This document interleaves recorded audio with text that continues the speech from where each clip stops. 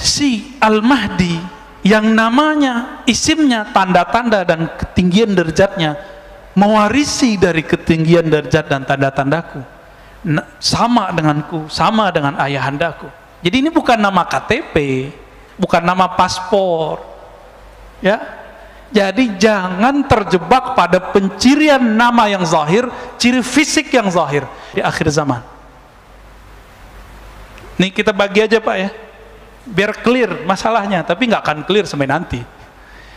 Kalau nggak ketemu 4 ilmu ini pada orang yang ngaku Mahdi atau diklaim sebagai Mahdi itu, maka dia bukanlah Al-Mahdi, tapi dia halu atau cuma diklaim oleh orang.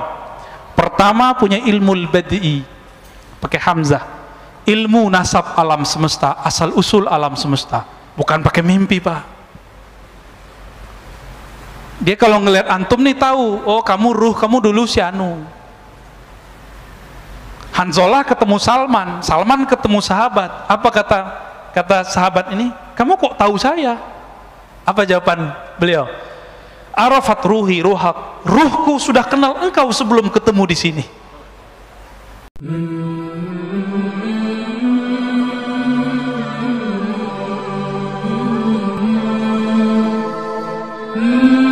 Iman hatta yakuna alaikum 12 khalifah. Agama ini akan tetap teguh sampai memimpin 12 khalifah, semuanya disepakati oleh umat. 12. Dan 12 ini diperdebatkan apakah nanti turunnya ke Bani Alawiyin, Sayyidina Ali, atau nanti ke Bani Umayyah atau Abbasiyah. Karena pembahasannya panjang, kita skip aja dulu ya. Nanti debat lagi ulama ahli sejarah yang pro Syiah atau pro ahli sunnah.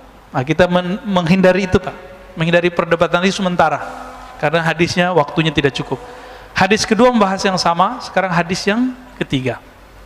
Ini yang paling penting karena judulnya tentang karakter atau tanda-tanda kedatangan Imam Al-Mahdi. Apa arti Al-Mahdi? Apa arti Al-Mahdi? Ada hadi, ada Al-Mahdi. Apa artinya? Hadi yang maha memberi hidayah, petunjuk. Al-Mahdi yang diberi hidayah. Lalu ada yang bersama beliau namanya Al-Mahdiyin. Al-Mahdiyin ini mulai dari awal Nabi Muhammad SAW berjuang sampai akhir zaman ada Al-Mahdiyin. Mereka lah yang mempersiapkan kemunculan Al-Mahdi, mempersiapkan tentara Al-Mahdi. Dan kalau umur panjang nanti mereka berlanjut, kalau tidak maka berganti, mereka wafat berganti. Maka saya terhibur sedikitlah dengan hadis ini. Kita sedih Pak, ulama kiai kita, habaib kita di luar negeri, di dalam negeri banyak yang meninggal. Terhiburnya gimana? Allah tidak akan pernah membiarkan bumi kosong dari kekasih-kekasihnya. Karena kalau nggak ada lagi kekasih Allah, kiamat bumi. Al-Mahdi belum muncul, Dajjal belum muncul, Ya'juj Ma'juj belum muncul. Ini kalau tidak faham hadis ini dengan baik, kacau. Dikira Ya'juj dulu, enggak, Dajjal dulu baru, Ma'juj nanti belakangan. Dikira terbit matahari dulu, enggak, nanti itu ya, nanti itu semua. Baik, dari Abdullah ibn Mas'ud radhiyallahu taala anhu, dari Nabi SAW. Nah, ini hiburan juga buat kita, biar nggak galau-galau amat Pak, tiap hari dengerin innalillahi wa inna ilaihi rajiun. Nggak tahu malam ini mungkin besok ada yang diambil Allah, kita nggak tahu. Jangan takut Pak, kalaupun diambil minta, ya Allah kalau engkau ambil tolong husnul khatimah ya, kalau tidak engkau ambil tolong hidupkan kami, mempersiapkan diri kami untuk bertemu engkau. Jadi nggak ada takut orang beriman itu. Ustadz, anak istri saya gimana? Lah tenang aja ya, Nabi Isa nggak ada bapaknya, hidup ya. Ada nggak bapaknya? Hidup. Imam Bukhari yatim Pak, sekarang disebut namanya, tidak ada orang belajar hadis kecil menyebut namanya, betul ya. Baik, lau lam yabqa minad dunya ila yaumun la tawwalallahu dhalikal yaum. Seandainya tidak tersisa dari dunia ini kecuali 1 hari Imam Mahdi belum keluar. La tawwalallah dzalikal yaum. Allah akan panjangkan hari itu hatta yab'atsa fihi rajulan minni, sehingga Allah mengutus. Kalimatnya mengutus lah Pak. Jadi Al-Mahdi itu utusan, ini kata kunci. Al-Mahdi itu mab'us, diutus. Bedanya dia bukan Rasul, bukan Nabi. Mab'us, utusan berarti agen-agennya Allah. Rajulan minni, keturunanku, seseorang dari keturunanku. Min ahli baiti, ini pencirian pertama dari ahlu baitku. Maka pembenci ahlu bait Rasulullah, silakan Pak, kita benci dengan atau nggak sepakat dengan politik fulan, dengan politik fulan. Ini kan habaib lagi pecah nih, ada yang pergerakan ini, ada yang pergerakan ini. Udah, itu biarin, itu hak mereka, kan mereka juga manusia. Mereka emang nggak boleh beda politik, kan boleh-boleh aja. Antum boleh berbeda politik dengan aneh, boleh. Aneh juga boleh toh. Jadi jangan pernah paksa kita ikut politik antum. Sebagaimana kami tidak boleh memaksa jamaah ikut pikiran politik kami, karena politik itu ra'yu, pemikiran murni, bukan dari Allah. Boleh berbeda kita, jangan paksa. Walaupun kita beda dengan para habaib, para zuriat Rasulullah, tapi nggak boleh kemudian meragukan bahwa mereka ini punya nasab kepada baginda Nabi Sallallahu Alaihi Wasallam. Mungkin mereka ada yang mewarisi nasabnya saja, ada yang mewarisi nasab plus akhlaknya. Itu aja bedanya. Ya. Iwat ismuhu ismi. Iwat. Ini terjemahan yang banyak keliru orang-orang. Kalau terjemahan bebasnya kan sama namanya dengan namaku. Tapi terjemahan aslinya bukan itu. Iwat. Wata'a. Itu berkesesuaian, nyatu, mirip namanya dan namaku. Dalam bahasa Arab nama itu ismun, isim. Itu berbeda dengan nama dalam bahasa kita. Ismun itu maknanya, kata Imam Al-Bajuri dalam syarah dan hasyiah beliau, al-wasam wal-ulu was-sumu, tanda dan ketinggian derajat. Jadi kalau diterjemahkan versi ilmu bahasa, ketinggian dan tanda-tanda yang ada padaku diwarisi olehnya. Itu. Nabi itu dibedah dadanya waktu sadar atau lagi mimpi? Sadar. Imam Mahdi waktu mudanya, kecilnya sudah dibedah dadanya, lagi sadar, bukan mimpi. Oke? Berarti dia tahu nggak dia Mahdi? Dia tahu.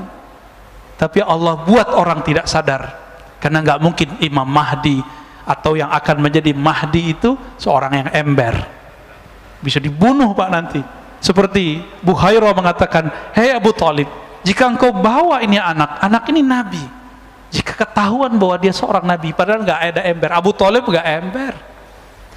Seorang Muhammad bin Abdullah muda nggak ember, nggak pernah ngaku saya Nabi. Tapi orang-orang ahlul kitab yang ngerti kitab, kalau sekarang ya ulama lah yang jago-jago baca kitab, yang aneh-aneh, yang unik-unik, itu akan mengenal dengan keilmuan mereka, itulah Al-Mahdi.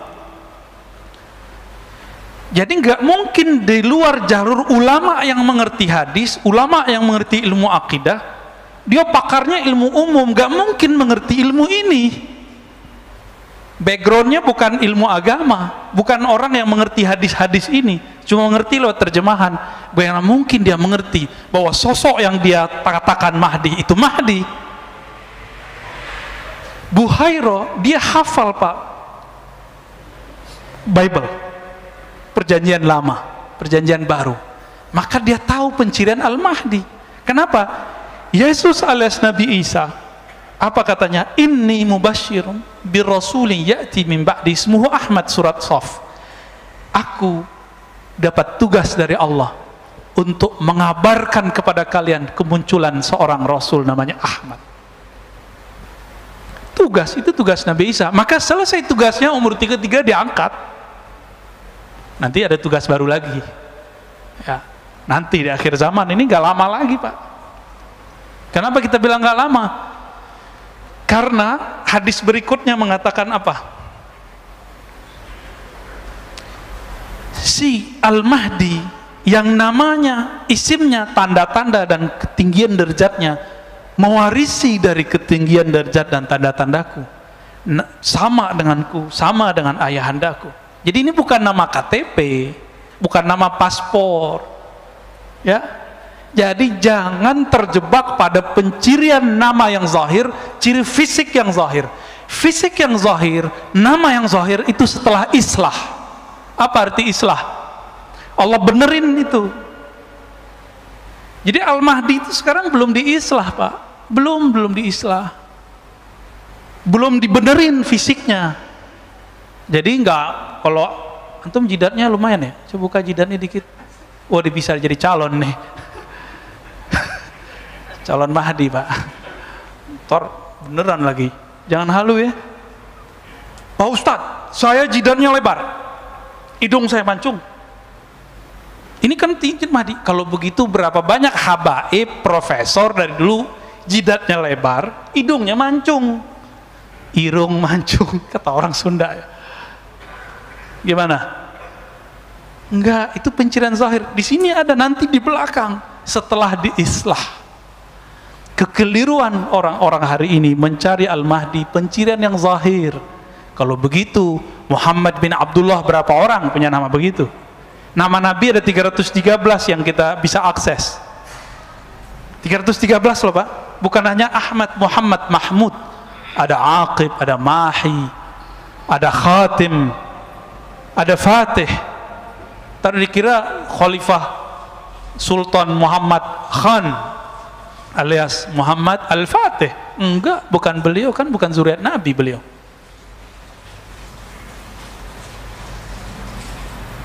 Apa penciriannya tadi? Bukan nama KTP, bukan nama paspor, bukan nama pemberian ayah, bukan.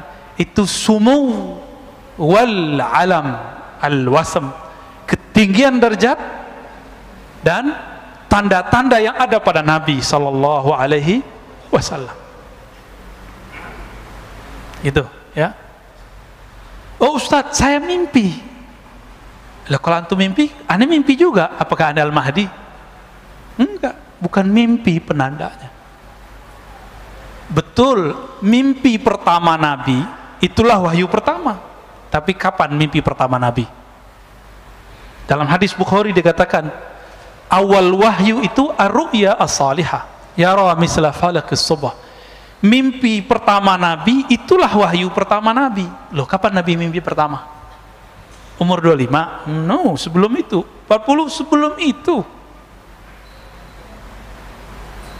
Jadi Nabi itu suka menyendiri sejak kapan, Pak? Sejak menikah atau sebelum menikah? Sebelum menikah udah suka menyendiri. Tapi ru'ya itu bukan hanya mimpi, tapi bisa visualisasi. Beliau melihat di alam sadar dan bawah sadarnya. Ini yang bisa menjelaskan orang-orang psikolog dan ahli neurologi, bahwa ada sadar, alam bawah sadar, ada supranatural, ada supernatural. Supernatural inilah alam hakiki di dalam diri kita, yang dulu disebutkan oleh Nabi, ar-ru'ya juz'un minan nubuwah, mimpi yang begitu yang dari Nabi, warisan kenabian. Jadi nggak semua mimpi. Coba bayangkan, mimpi ketemu Allah aja bisa halu, Pak. Ada nggak mimpi? Sidi Syekh Abdul Qadir Jilani, Kutub Rabbani, Syekh Abdul Qadir itu dalam keadaan jaga ketemu Allah, tapi dia tahu karena dia punya ilmunya. Imam Syekh Abdul Qadir Jilani ini akidahnya kuat, syariatnya mantap, maka dia tes yang aku Tuhan nih. Jadi Tuhan bisa dites, Pak. Berani nggak ngetes Tuhan? Nabi Ibrahim berani. Ya Rabb, boleh dong buktiin kalau engkau Tuhan. Beliau sudah tahu itu Allah. Gimana caranya? Ya gimana cara menghidupkan sesuatu yang mati? Apa kata Allah? Awalam tu'min? Kamu nggak percaya? Ya Rabb, aku percaya, tapi biar hati itu tenang. Liyutma'inna qalbi, supaya hatiku tenang. Itu boleh dites begitu, Bu. Ada ilmunya, ilmu akidah. Maka Nabi Ibrahim itu disebut ummah, Abu Tauhid, bapak tauhid. Hanya ilmu tauhid yang bisa ngecek ini Mahdi asli atau Mahdi palsu. Mau dia mimpi ketemu Allah, mimpi ketemu ini, ternyata hanya satu yang tidak salah halu, mimpi ketemu baginda Rasulullah SAW. Di sebanyak wali-wali di dunia mimpi ketemu Nabi, terus di antara mereka siapa yang wali? Siapa yang Mahdi? Kan bisa aja diklaim Pak salah satunya Mahdi. Nah, maka nggak cukup tanda-tanda itu, harus ada yang kedua. Ism maknanya sumu, ketinggian ilmu. Ilmunya sangat tinggi. Maka di kitab ini disebutkan bahwa 4 pencirian Khatmul Aulia. Khatmul Aulia ini puncak kewalian di akhir zaman. Nih kita bagi aja Pak ya, biar clear masalahnya, tapi nggak akan clear sampai nanti. Kalau nggak ketemu 4 ilmu ini pada orang yang ngaku Mahdi atau diklaim sebagai Mahdi itu, maka dia bukanlah Al-Mahdi, tapi dia halu atau cuma diklaim oleh orang. Pertama punya ilmu al-badi'i, pakai hamzah, ilmu nasab alam semesta, asal usul alam semesta, bukan pakai mimpi Pak. Dia kalau ngelihat antum nih tahu, oh kamu ruh, kamu dulu si anu. Hanzalah ketemu Salman, Salman ketemu sahabat. Apa kata sahabat ini? Kamu kok tahu saya? Apa jawaban beliau? Arafat ruhi ruhak, ruhku sudah kenal engkau sebelum ketemu di sini. Makanya ada namanya Habib Mahdi di Paru. Udah meninggal Pak, Allah yarham ya. Luar biasa waliullah. Beliau belajar ke Mekah, itu ketemu seorang syekh, langsung disebutkan nasabnya. Kamu anak si anu, padahal baru pertama ketemu. Itu pencirian wali. Ini baru satu. Berarti dia wali nih, wali yang tinggi, ulu, sumu, punya kualitas yang tinggi. Dia tahu ya namanya ruh yang ada di pohon, maka Nabi bisa memanggil pohon, wahai pohon kurma kesini, datang pohon kurmanya. Dan beliau dikenali oleh alam semesta ketika beliau jalan-jalan di pegunungan Mekah. Itu pohon-pohon, batu-batunya apa? Assalamualaikum ya Rasulullah. Itu belum dimasyhurkan Pak.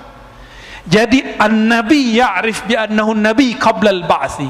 Nabi itu tahu bahwa dia nabi sebelum dia dimasyhurkan oleh Allah. Al-Mahdi juga tahu. Enggak tebak-tebakan Pak. Ini keselamatan dunia, enggak main tebak-tebakan kita, apalagi cocok logi. Maka kita ketat sekali untuk masalah ini. Buka kitab hadisnya, kita cari penjelasan ulamanya. Enggak mau kita main-main dalam bab ini. Masa pakai WA doang ketahuan Imam Mahdi kan? Masa pakai mimpi doang ketahuan Imam Mahdi? No, nggak ada cerita. Harus detail Pak, harus detail. Orang milih presiden, gubernur, wali kota, bahkan milih takmir masjid aja harus hati-hati. Bener nggak? Selamat pensiun Pak Bambang. Kok nyambungnya ke sono ya? Harus ada pencirian ilmu ini. Ini baru ilmu pertama Pak. Saya belum bacakan ilmu kedua, ketiga, keempat ya. Bisa mundur semua yang aku Imam Mahdi sekarang. Dia tahu nggak dia dulu siapa? Karena Allah mengatakan alastu bi rabbikum. Hei, aku dulu adalah apa? Alastu bi rabbikum. Bukankah aku Rabbmu? Maka para arwah menjawab, bala syahidna ya Rabb, benar kami menyaksikan engkau. Dulu antum di mana tuh? Namanya siapa? Makomnya apa? Kalau tahu, bisa jadi Imam Mahdi, bisa jadi pengikut Imam Mahdi. Belum tentu dia Imam Mahdi. Jadi antum tahu aja belum disebut Imam Mahdi. Itulah ilmu yang disembunyikan Nabi di kolbunya. Maka beliau ngomong, kuntu nabiyyan wa adam munjadilun baina ma'in wa tin. Hadis Imam Al-Hakim disahihkan oleh beliau. Aku ini sudah nabi dulu. Kalian belum ada, Nabi Adam juga belum ada. Itu nabi di alam mana itu Pak? Nah, ini yang disebut alam azaliyah atau alam ruh. Apa ulama kita beda pendapat mengenai nama alam ini. Karena kalau ahli akidah azali nggak disebut alam, tapi kalau versi ilmu hakikat itu disebut alam. Ya, karena alam itu kullu ma siwallah, segala sesuatu selain Allah. Gimana Pak? Tegang Pak Bambang. Lalu ada pencirian berikut ketika muncul Al-Mahdi. Jadi kapan Al-Mahdi muncul?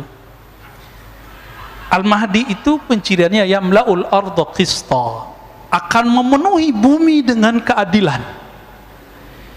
Wa adla, ya sama artinya, kama muliat zulman wa jawra, sebagaimana sebelum dia dibangkitkan oleh Allah, diislah oleh Allah, ditampilkan oleh Allah. Allah yang nampilin Pak, bukan orang, bukan jamaahnya. Allah yang tunjuk, ente Mahdi. Itulah yang disebut ala minhajin nubuwah. Gak bisa lewat antum 1 miliar bilang ini Mahdi, gak bisa. Antum mimpi semua mengatakan dia Mahdi, gak bisa. Allah yang ngasih unjuk nanti. Ketika bumi telah dipenuhi oleh zulman, kezaliman, jawro, ini bukan negara loh Pak, dunia, bumi. Apalagi Bapak hitung orang main vaksin, ya enggak? Udah jelas kita susah, main dana pandemi, Masya Allah. Udah jelas begini masih korupsi itu pemimpin daerah itu, kurang ajar dia itu. Ya, untuk dia masih mengira vaksin itu segala-galanya bisa menyelesaikan masalah, nanti dia bisa kampanye lagi. Gak ngerti dia peta alam semesta. Udah begini kejadiannya, tanya sendirilah sama ahli ekonomi. Orang ekonominya gak yakin Pak 5 tahun ke depan bisa pulih. Apalagi ahli ma'rifatullah yang dia mengerti pergerakan kudrat iradat Allah. Mereka ngerti ujung ini gak ada ujungnya. Ujungnya cuma Dajjal keluar 40 hari, Al-Mahdi bersama Isa membunuh Dajjal.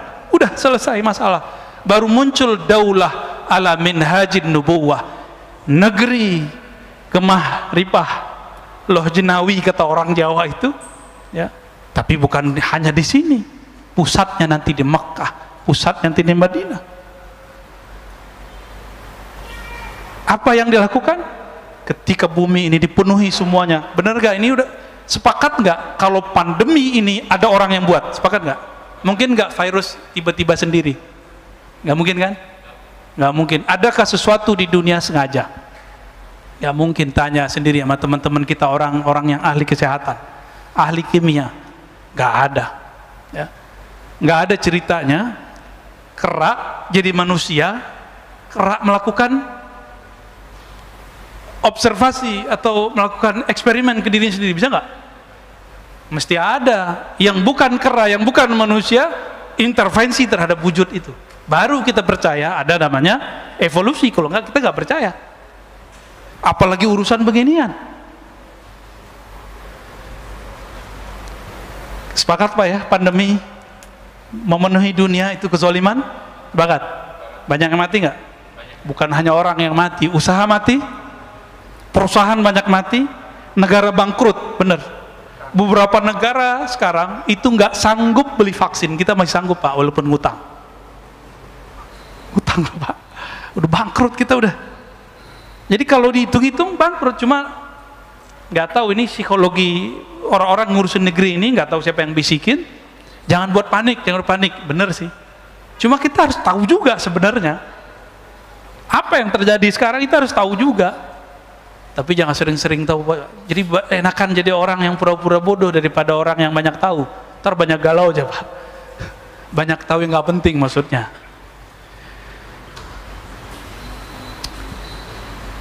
La tazhab la tanqadid dunya hatta yamlikal Arab rajulun min ahli baiti. Tidaklah hancur dunia sampai ada seseorang sosok dari keturunanku, bangsa Arab, keturunan Arab. Jadi nggak mesti dia tinggal di Arab lah, yang penting dia keturunan Nabi Shallallahu Alaihi Wasallam. Yuwati usmuhu ismi. Nah ini yang paling sahih. Jadi yang sama itu nama pencirian dia dan ilmunya, nggak mesti nama bapaknya. Jadi hadis yang mengatakan sama mirip namanya dan nama ayahnya itu kurang kuat. Yang kuat adalah menurut penelitian saya itu yang sama persis berkesesuaian antara namanya dan nama Nabi Muhammad Sallallahu Alaihi Wasallam. Nah, di hadis berikutnya diulang lagi sama ya, hadis nomor 4-nya. Seandainya tidak tersisa di bumi ini kecuali 1 hari, Allah akan panjangkan, lalu Allah utus rajulan min ahli baiti, dari ahlu baitku, Jadi tolong cintai ahlu bait, jangan benci ahlu bait. Allah yang jamin nasab mereka.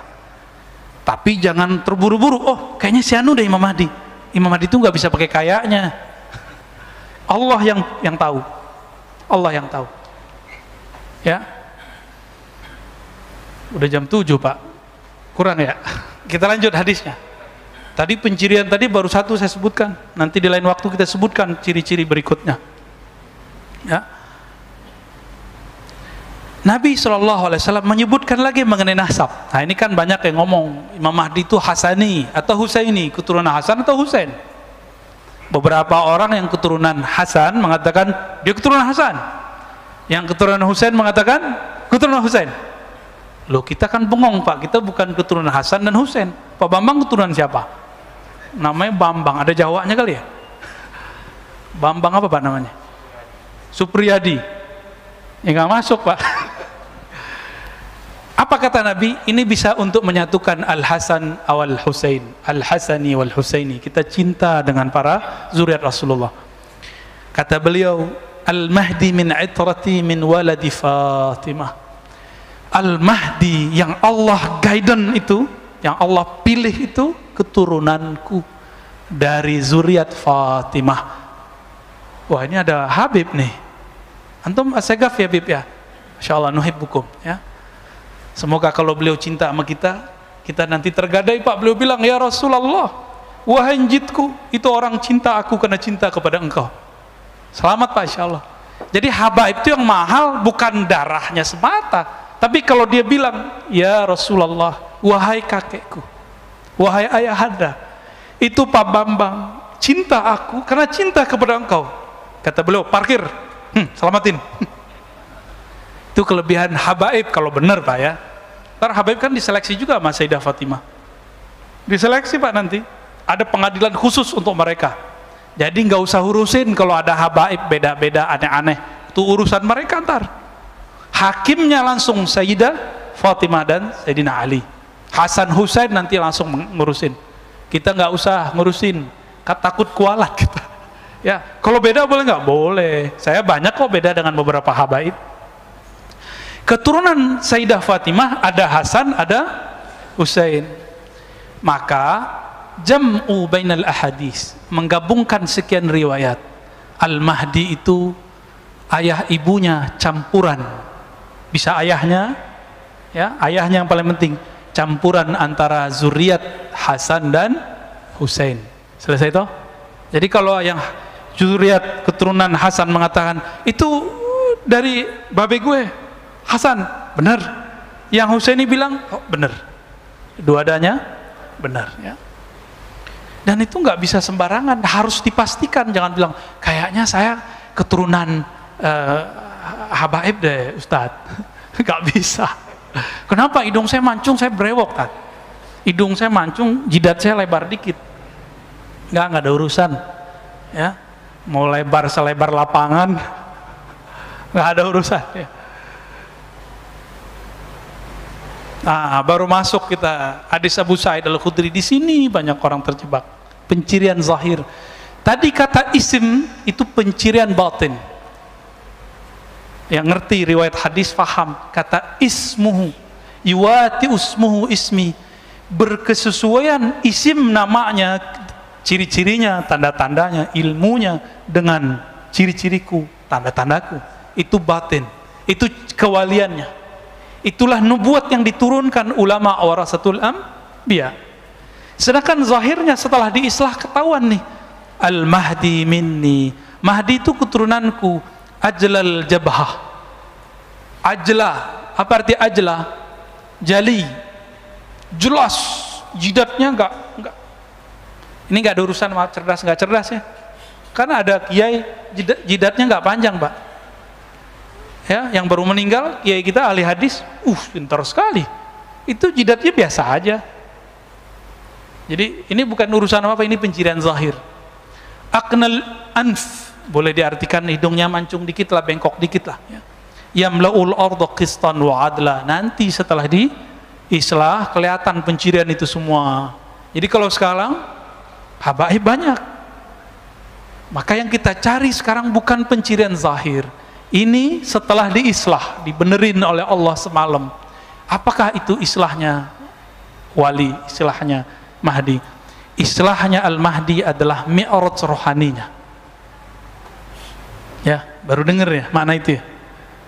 Nabi ini kan, nabi-nabi semuanya punya hubungan spesial dengan Allah, disebut mi'raj. Maka disebutlah salatul mu'min, as-salatu mi'rajul mu'min. Salat itu mi'rajnya mukmin, ruhaninya naik. Maka kalau mi'rajnya seorang wali itu dalam salat itu lagi sadar atau lagi mimpi, Pak? Maka puncak kewaliannya Imam Mahdi ketika dia diperjalankan dalam salatnya, dia akan mengalami seperti yang Nabi alami, mirip-mirip. Salat di Al-Quds, naik ke atas, persis sama.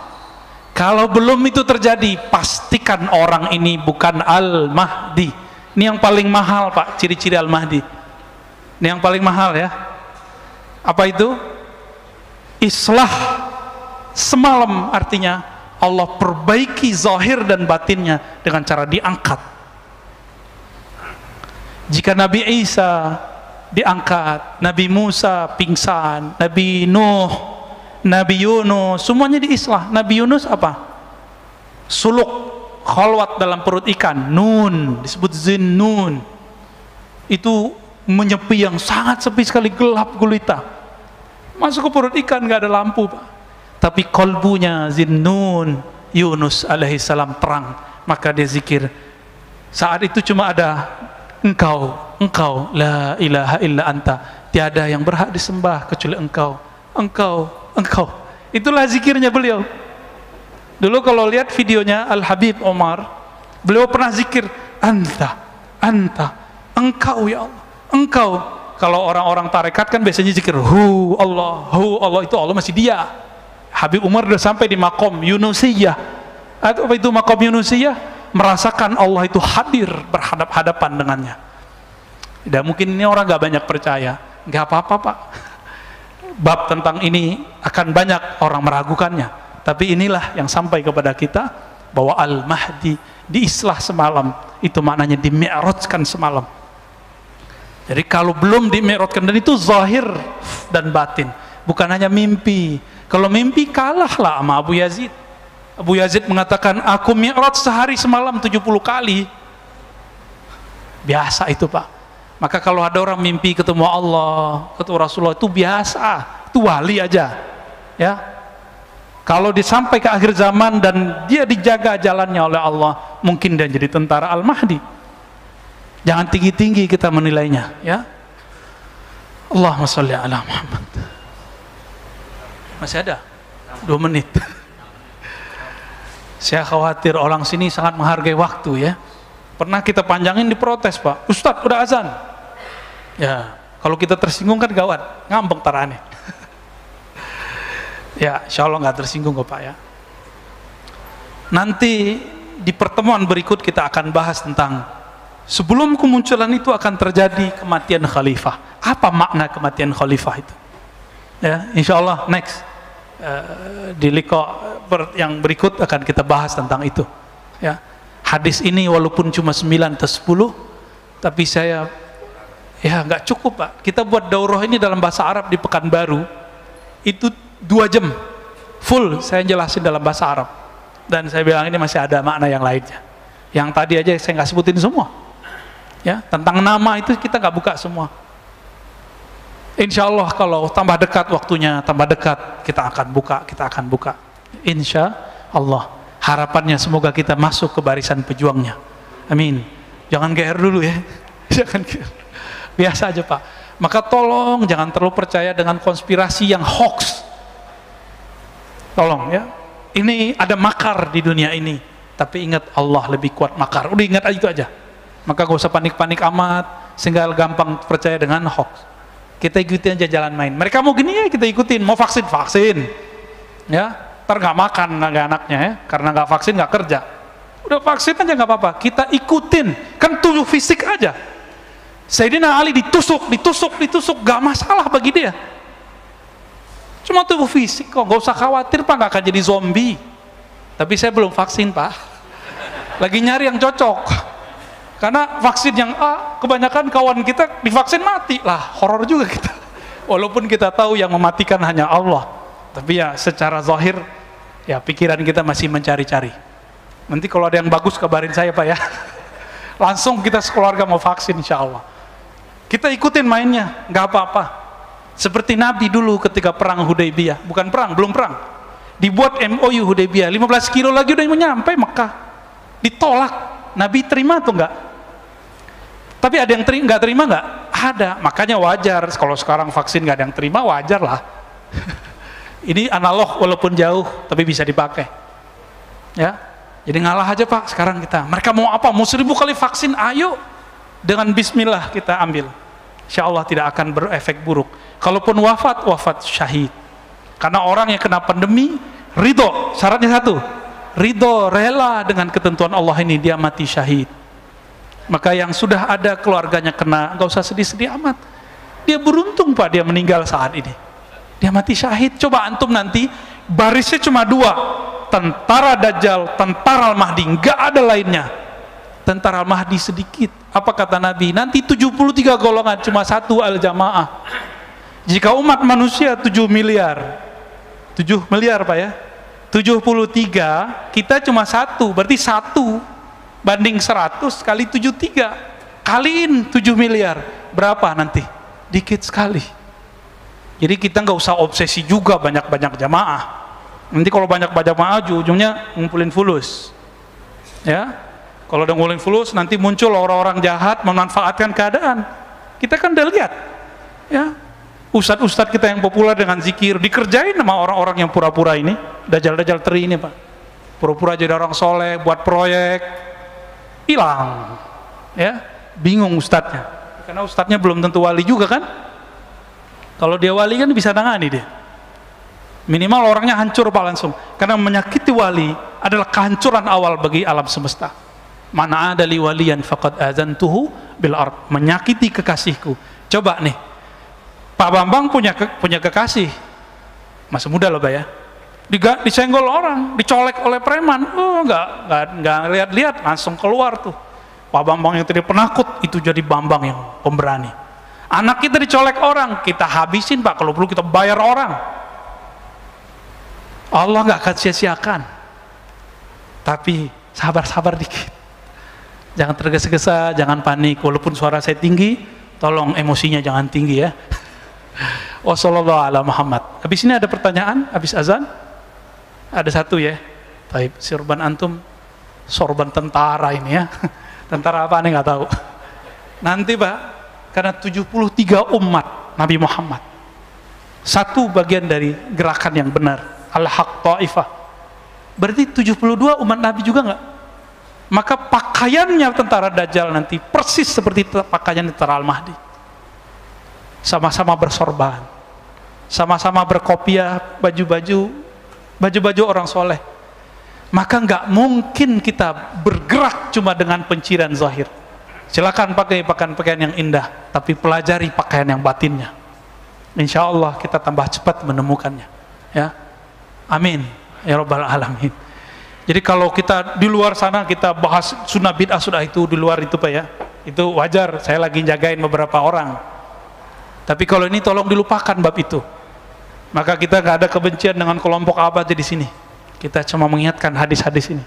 Bukankah semua kelompok mempercayai hadis ini? Hadis ini sahih hasan, yang dhaifnya sudah naik kepada hasan. Tafadhal muazin.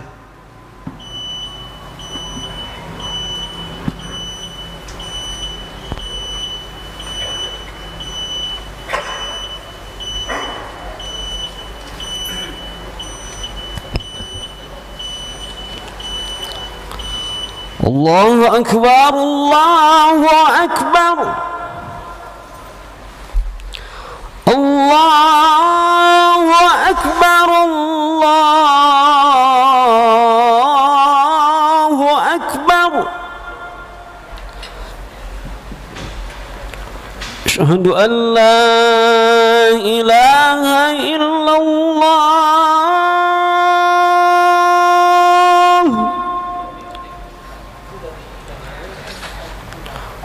أشهد أن لا إله إلا الله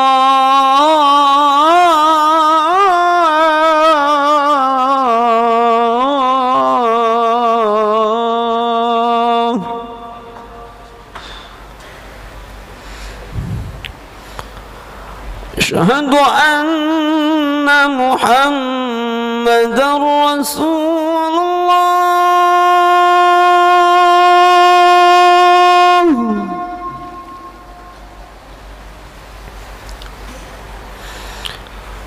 أشهد أن محمدا رسول الله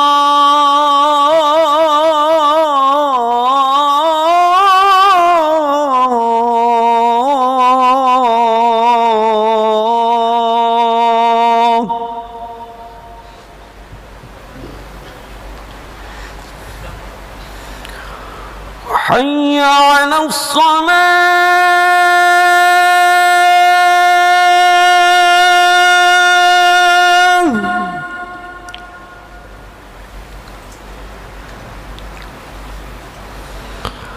حي على الصلاة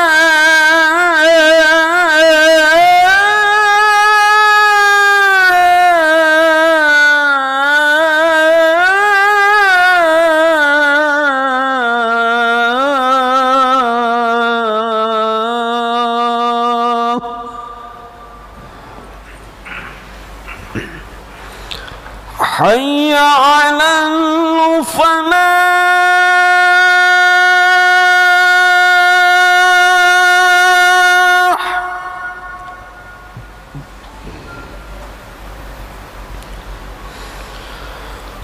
حي على الفلاح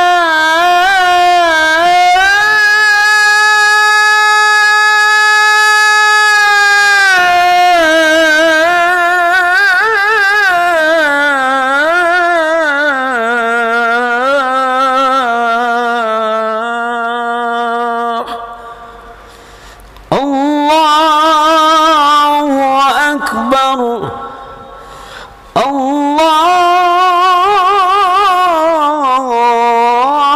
الله أكبر لا إله إلا الله.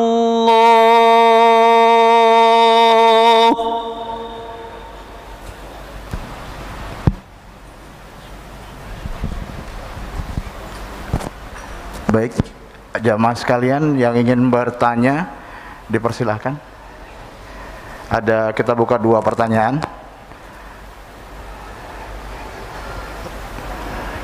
Ada mungkin? Silakan. Assalamualaikum warahmatullahi wabarakatuh, Bu Yarsi. Mau nanya, dari dulu saya masih mencari satu pertanyaan bagi saya, istilahnya yang merasakan efek atau akibat dari nanti Dajjal tentunya mengalami zaman Imam Mahdi ini, apakah orang yang istilahnya pada zamannya Imam Mahdi nanti muncul itu masih hidup atau yang sudah meninggal akan merasakan efek itu juga? Terima kasih. Waduh, pertanyaannya berat. Orang hidup sama yang wafat bisa merasakan nggak gitu ya? Antum pengen wafat duluan? Nanti udah banyak meninggal, Pak. Banyak meninggal. Itulah kezaliman yang luar biasa yang disebutkan dalam hadis ini. Kapan keluarnya Mahdi? Kalau sudah kasratul haraj. Wa qila mal haraj ya Rasulullah. Apa itu haraj? Haraj yakni al-qatl. Banyak orang yang mati, terbunuh. Baik dengan cara pembunuhan langsung ataupun lewat vaksin. Ini pembunuhan nggak, Pak? Oh bukan, Pak, hati-hati, Pak. Virus ini yang paling jelas. Dan ternyata kan ilmuwan sebelumnya, beberapa tahun sebelumnya sudah kasih prediksi. Nggak tahu dia ikut serta apa enggak, kita nggak ngerti ya. Bahwa nanti untuk menghancurkan suatu negara nggak perlu pakai nuklir, cukup pakai benda kecil ini. Dia kan ngomong gitu kan dulu. Oh canggih juga. Apa maling teriak maling? Kita nggak tahu ya. Apakah orang yang hidup dan mati Tentu orang yang hidup, yang bertahan hidupnya, nggak mati karena COVID, Pak. Karena COVID itu berjilid-jilid, versi WHO tuh, bukan versi saya loh ya. COVID ini berjilid-jilid, Pak. Ini udah jilid berapa? Gelombang keberapa? Ini kan daerah tropis, subtropis sampai ke India udah. Eropa kan belum. Eropa mau masuk winter, menghantui itu, Pak. Betul-betul menghantui. Eropa atau wilayah selatan, bolak-balik aja ntar, bolak-balik, guncang semuanya. Kita walaupun jumlahnya tinggi di dunia, ya wajar negara kita gede, ya kan? Tapi kita termasuk paling santai loh, Pak, paling santuy di dunia. Sampai sekarang belum lockdown kan? Ya, katanya mau masuk mall mau harus pakai PCR ya. Ya salam, hancur Pak ekonomi ntar. Ya. Pondasi alam suatu negara, nih coba lihat, pondasi satu negara. Kalau orang ekonom bilangnya apa? Ekonomi. Kalau orang militer bilangnya apa? Keamanan. Kalau ulama bilangnya apa? Ilmu. Ya kan? Yes. Berarti ini pondasi semua. Ada yang lain tinggal dimasukin. Dan yang paling ribet itu ekonomi, Pak. Orang bisa tahan karena virus, karena banjir, tapi nggak tahan kalau lapar. Lapar itu ujung-ujungnya duit tuh, fulus. Kalau sudah begitu, ini yang disebut di hadis tadi, idza muliat al-ardu zulman wa jawra, ketika muka bumi semua negara sudah habis batas-batas negaranya. Kenapa? Karena orang sudah nggak menghormati lagi pemimpinnya di mana aja. Kenapa orang mikirin makan sendiri, Pak? Apalagi ntar kiamat. Kan banyak orang ngancam-ngancam kita, tar saya bersaksi di akhirat bahwa ente ini orang sesat. Boro-boro di akhirat, nanti aja nggak sanggup, Pak, kita mikirin orang. Nanti urusannya sendiri-sendiri, kecuali antum bagian dari gerakan Al-Mahdi, mungkin diselamatkan Allah. Saya juga, kita semua. Kalau kita cuma ngurus diri sendiri, udah soleh-soleh sendirian, sholat banyak-banyak, nggak bisa. Ngurusin ini nggak bisa dengan banyak sholat. Ngurusin ini harus tahu peta-petanya kemana. Itu yang disebut di hadis Nabi, ketika bumi dipenuhi kezaliman, nanti itu negara udah nggak ada. Namanya doang Indonesia, namanya doang Malaysia, namanya doang Amerika, namanya doang Cina. Udah nggak ada, pantar orang nggak ada lagi respect sama pemimpinnya. Semua mau pemimpinnya disebut demokrasi, komunis, Islami, nggak ada yang dianggap tar. Itulah puncak zulman dan jauroh. Urusannya perut, keamanan. Orang kalau sudah lapar gimana? Berani bunuh orang nggak? Berani bunuh orang. Ini kalau kita melihat dari situ sisi, apalagi sisi militer, waduh, serem banget. Gimana? Lanjut. Satu lagi. Oke, tafadhal. Assalamualaikum Buya. Salam. Semoga dalam keadaan sehat selalu dan dirahmati Allah Subhanahu wa taala. Amin. Amin. Saya izin bertanya Buya terkait yang di lingkungan tempat kerja saya, di lingkungan keluarga saya menemui ada beberapa mungkin kawan atau rekan sahabat yang tidak mempercayai dzurriyyat dari Rasulullah SAW. Sementara di agama kita salah satu rukun iman itu yang mempercayai pada hari akhir. Okay. Dari yang tadi Buya ajarkan itu, apa hukumnya Buya untuk orang-orang yang tidak mempercayai bahwa Rasulullah itu mempunyai keturunan atau tidak mempercayai dzurriyyah, dan bagaimana kita menyikapinya hal tersebut? Mungkin itu saja, terima kasih. Wassalamualaikum warahmatullahi wabarakatuh. Tadi saya lupa tadi ya, apakah yang mati ikut berjuang? Itu pertanyaan. Bukan hanya merasakan, kalau dia wali dia ikut berjuang, Pak. Karena hadis Imam Bukhari mengatakan bahwa kalau ada para syuhada meninggal, dia minta kepada Allah, ya Allah hidupkan kami kembali. Kan nggak mungkin Pak reinkarnasi, mungkin nggak? Nggak ada kan reinkarnasi dalam Islam. Maka dia nanti akan membersamai pejuang-pejuang itu nanti. Karena para syuhada Allah kasih akses paspor dan visa, bisa masuk alam barzakh, alam nyata, surga, bolak-balik suka-suka dia. Syuhada itu kalau meninggal. Wali-wali apalagi. Nabi, wali, syuhada. Kalau ada orang yang tidak meyakini adanya keturunan Rasulullah hari ini, kalau saya husnuzon, berbaik sangka ya Mas ya, mungkin dia seperti saya dulu kan saya nggak percaya Pak, karena nggak tahu bahwa di hadis Imam Muslim ada perintah untuk hati-hati terhadap zuriat Nabi, ada. Di hadis Tirmizi ada. Dia ngerti hadisnya, bahwa hadis yang paling sahih setelah Quran Bukhari, nomor 3-nya Muslim, baru Abu Daud, baru Tirmizi. Di hadis Abu Daud ini kitab ke berapa tuh? Ketiga. Disebutkan Al-Mahdi minni, min ahli baiti, min waladi Fatimah. 3 redaksi. Al-Mahdi di akhir zaman itu keturunanku, keturunan Fatimah. Kalau Nabi ngomong begini, ini jaminan nggak kalau ahlu bait zuriat Nabi hidup sampai akhir zaman? Ya, kalau babeh ente nggak tahu nasab ente, jangan salahin babehnya Nabi Muhammad, orang keturunannya Nabi Muhammad. Ya, kalau saya sendiri ke atas cuma tahu 4 Pak nasabnya. Harta Syekh Ahmad Khatib Al-Minangkabawi cerita, saya cuma tahu 4 nasab ke atas. Itu selevel Syekh Ahmad Khatib, ulama kita yang pernah jadi imam di Masjidil Haram. Inilah cara Allah menjaga para zuriat Nabi. Maka carilah sekarang zuriat Nabi. Tanya nih Habib Segaf nih, beliau punya nasabnya Pak ke atas sampai ke Nabi Adam punya. Antum nggak percaya, datang ke rumahnya. Hanya zuriat Nabi yang dijaga, nggak ada yang lain. Ntar jangan cium tangan ya, pandemi Pak. Baik, saya rasa cukup. Semoga kajian ini membuka cakrawala mata hati dan pikiran kita. Saya minta ampun kepada Allah jika ada yang berlebihan. Saya minta ampun kepada Allah jika ada kalam yang tidak tepat. Nas'alullah ya Allah ya afu ya karim, afwaka wa afiyatak wa salamatan mink. Amin ya rabbal alamin. Wa sallallahu ala nabiyina Muhammad. Subhanakallahumma wa bihamdika asyhadu an la ilaha illa anta astaghfiruka wa atubu ilaik. Walhamdulillahirabbil alamin. Assalamualaikum.